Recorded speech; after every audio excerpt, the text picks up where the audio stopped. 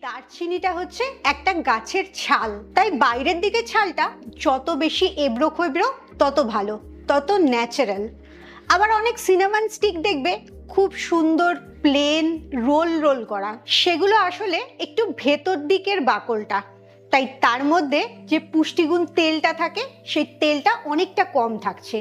সেটা দেখতে ভালো কিন্তু উপকারিতার দিক থেকে ভালো না। যেটা দেখতে যতটা খারাপ সেটাই আসলে ভালো, কারণ সেটা একদম বাইরের ছালটা।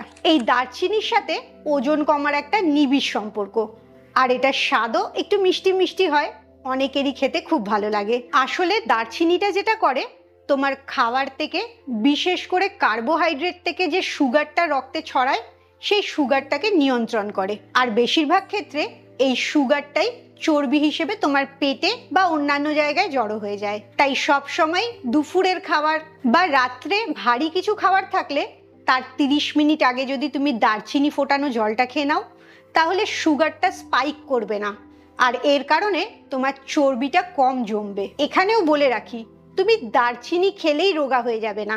দারচিনিটা তোমার রোগা হওয়ার রাস্তাটা আরো মসৃণ করবে, কারণ এটা সুগার লেভেলটাকে ঠিক রাখে। তাই যাদের ব্লাড সুগার আছে তারাও নিশ্চিন্তে এই দারচিনির জলটা খেতে পারো।